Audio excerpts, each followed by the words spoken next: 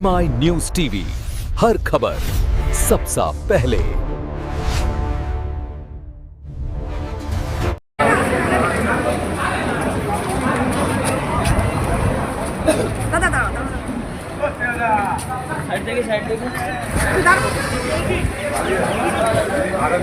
kita সামনে যাস না, kita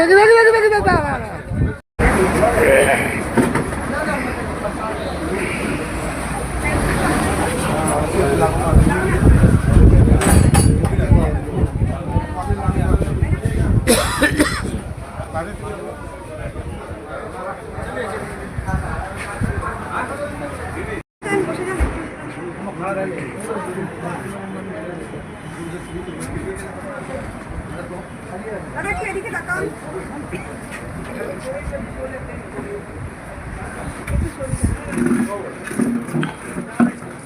ফুলগুলো রাখেন, বাজে লাগে।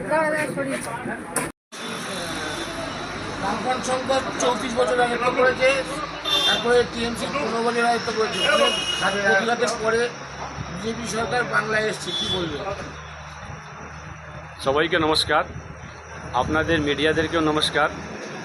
আপনাদের মাধ্যমে আমরা সমস্ত সনাতনী ভাই বোনদের যাদের দীর্ঘদিনের যে প্রতারণা ছিল সেই প্রতারণা থেকে মুক্তি পেতে জন্যে এবার ওনারা ভারতীয় জনতা পার্টিকে বিপুল ভোটে জয় করে আমাদের মাননীয় মুখ্যমন্ত্রী মাননীয় আমাদের নেতা শুভেন্দু অধিকারীজিকে মুখ্যমন্ত্রী হওয়ার সুযোগ করে দিয়েছেন। আরে আজকে আপনাদের যে মিটিং, কিসের মিটিং, কি ভিত্তিতে মিটিংটা হচ্ছে? এটা কোনো মিটিং না, এটা আমাদের রাজ্য সভাপতি এনে বলেছিলেন যে আমাদের সৌজন্যতামূলক অঞ্চলে যারাই বসবাস করেন, ওই যেই দলের হোক সর্বদল নিমেষে তাদের সঙ্গে একটা জাস্ট আলাপ আলোচনার মধ্যে দিয়ে একটা সুষ্ঠু বাতাবরণ ক্রিয়েট করার জন্যে, যাতে অঞ্চলে কেউ কারোর প্রতি কোনো রকম দ্বিধা দ্বেষ না রাখে। আমাদের রাজ্য সভাপতি যেটা উনি স্পষ্টভাবে বলেছেন যে যেই দল করে থাকুক, ঠিক আছে, যে যেখানে যেভাবে আছে থাকুক, শান্তিতে থাকুক, কাজ করে থাক, আমাদের কোনো কিছু করার নেই। কোনো ভারতীয় জনতা পার্টির লোক জোর করে কাউকে গিয়ে বিজেপি টিএমসি করতে যাবে না, কারো জমি দখল করতে যাবে না, কারো চাকরি খেতে যাবে না, কেউ কাউকে কোনো রকম বাধা দিতে যাবে না। বলে যেতে বিজয় উৎসব, সবাইকে একসাথে দেখে একসাথে করিয়ে আগামী দিন আপনাদের কর্মসূচিগুলো কি কি রয়েছেন, কি কি ভাবছো, কিভাবে নিজেদেরকে নিয়ে সবাইকে নিয়ে চলবে, কি বলবো? আমাদের আগের দিনের যে কর্মসূচি আছে, এইখানকার যারা মানুষ আমাদেরকে বিজয় যুক্তি করেছেন তাদের জন্য আমরা কি করতে পারি, এখানকার কি নিড আছে, এই ওয়ার্ড বা এই অঞ্চলে, এই কলকাতা পূর্ব বিধানসভায় কি কি নিডস আছে এখানকার লোকের মানুষের জন্য, সেই উপলক্ষে আমরা কাজ করব। দীর্ঘদিন এখানে টিএমসি মানে প্রিয় থাকিমের একজন চালিয়েছেন, আপনারা ক্ষমতায় এসে কী কী এই যে কোর্টের যে রাস্তাটা আছে, যেটা রাস্তাটা দীর্ঘদিন ধরে তারা এখানে কোর্টের আন্ডারে আছে। আমি দীর্ঘদিন এর আগের যে পূর্ববর্তী টিএমসির যে কাউন্সিলর ছিল আনোয়ার খান, তাকে আমি অনেকবার প্রতিশ্রুতি দিয়েছি এবং সে আমাকে বলেছে যে এটা হবে, এটা কোর্টের আন্ডারে আছে, কিন্তু দীর্ঘদিন বলার পরেও রাস্তাটা ঠিকঠাক হয়নি। পুরো ঝিঞ্জিরা বাজার থেকে আপনার তারাতলা মোড় অব্দি, ব্রিটানিয়া কমে তারাতলা মোড়ে রাস্তাটা দীর্ঘদিন প্রচুর মানুষ বর্ষাকালে এখানে অ্যাক্সিডেন্ট হয় এবং গাড়ি ঘোড়া হয়। এই রাস্তাটার জন্য আপনারা কী করছেন? আমি প্রথমে আপনাকে অনেক ধন্যবাদ বলবো যে আপনি এই কোশ্চেনটা আমার থেকে করেছেন। যেহেতু আমি এই বিধানসভার লোক, আমি এখানে বাস করি, এবার আপনাকে জানতে হবে যে এখানকার সমস্যা এখন নতুন নয়। যখন 2011 সালে মমতা বন্দ্যোপাধ্যায় এখানে ক্ষমতা আছে, তখন এই পোর্ট ছিল, এখনও এই পোর্ট আছে, কিন্তু ওখানে সেই সময়ে বলেছি, আনোয়ারবাবুকে অনেকবার বলছি ওটা পোর্টের আন্ডারে আছে, আমাদের হাতে কিছু নেই, এটা করতে পারি না, অনেকবার পরিস্থিতি আমাকে এই কথা বলে। সেটাই আমি আপনাকে বলছি, যখন এখানে মমতা বন্দ্যোপাধ্যায় ক্ষমতায় আসেন, উনি বলেন যে এটা পোর্টের আন্ডারে, তখন এটা কেএমসিতে ছিল না। 2015 সালে আবার এটা কেএমসিতে আনা যায়, তারপরেও কেএমসি আনার পরেও ওইখানে কোনো উন্নতি হয়নি, কোনো রোডের কাজ হয়নি, আজ পর্যন্ত হয়নি। আমাদের একটা চ্যালেঞ্জ আছে যে এই পোর্টের রোডে, এই পোর্ট অঞ্চলের রোড এত খারাপ আছে, এত জঘন্য আছে যে অ্যাক্সিডেন্ট যে কোনো টাইম হতে পারে। আপনি আজকে শুকনো দেখছেন, একটুখানি বৃষ্টি হলে পুরো জায়গাটা পুরো ভর্তি হয়ে যাবে।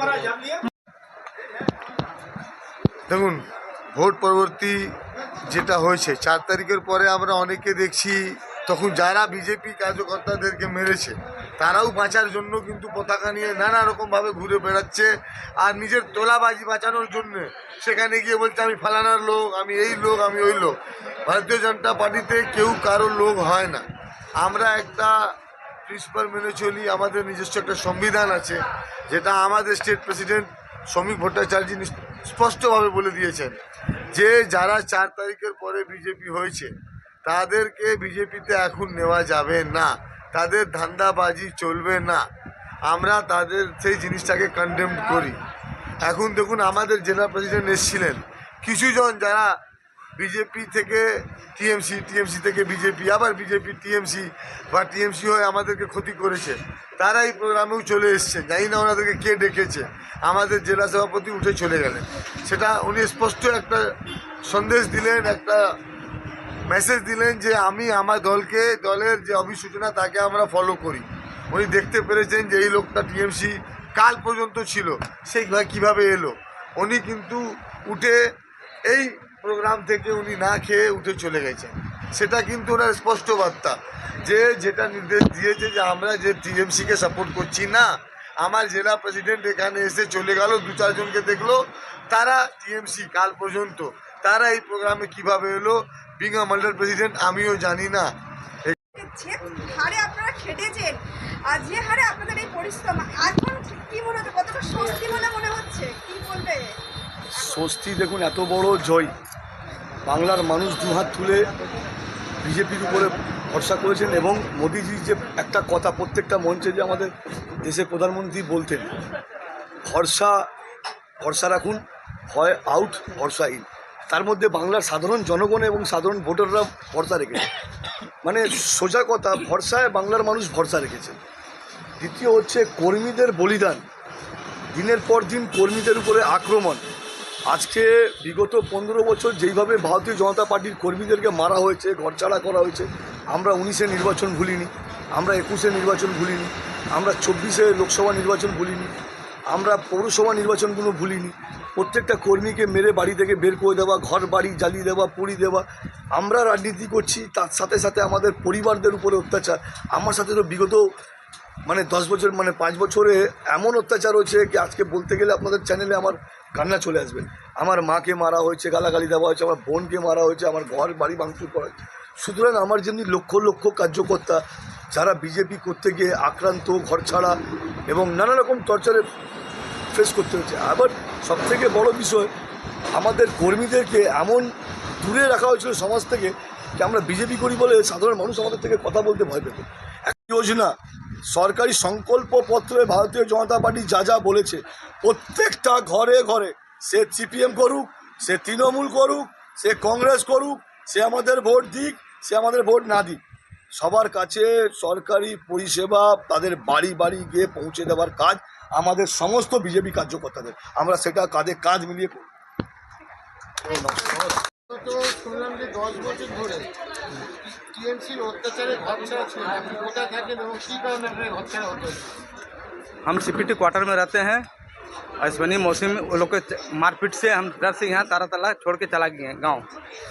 फिर हमारा बीजेपी जब जीतने के बाद हम फिर रिटर्न आए हैं। কোথায় বাড়ি, কোথায় আপনার? আমার বাড়ি আছে ইউপি। কোথায়? কী কারণে ঝামেলা হয়েছিল? ঝামেলাটা আমি বুথে বসেছিলাম ওই জন্য। তো বলেছিল আপনাকে মেরে উঠিয়ে হ্যাঁ, বুথ থেকে আমি বেরিয়েছি, যখন ইলেকশন বুথে বসেছিলাম, বুথ থেকে যখন বেরিয়েছি ওরা আমাকে মেরেছে। কত সালের ঘটনা? এই আপনার 10 বছর বেশি হয়ে গেছে। 10-15 বছর বেশি। এখন কি মনে হচ্ছে স্বস্তি পাবেন? স্বস্তি পাবো আমি মনে হচ্ছে এবার। আপনাকে কি তারা বলেছিল যে তুমি গ্রাম ছেড়ে এখানে থাকতে পারবে না? হ্যাঁ, ওরা ভয় করেছে আমাকে, তুমি পালিয়ে যাও, তোমাকে মেরে দেবো, এই জন্য আমি পালিয়ে গেছি। আমরা আজকে বিজেপি এসেছে সেজন্য মাছ ভাত খাওয়াচ্ছি আমাদের কাজকর্তাগুলোকে। এরকম মাছ ভাত খেয়ে থাকো। আর জনগণকে বলে দিচ্ছি এখানে মাছ ভাত বন্ধ হবে না। বিজেপি এটা কখনো বলিনি। মমতা দিদি যে বলেছিলেন কি এখানে মাছ ভাত বিজেপি আসলে মাছ ভাত বন্ধ হয়ে যাবে, এটা কখনো বন্ধ হবে না। বাস এটাই বলার। জয় শ্রীরাম।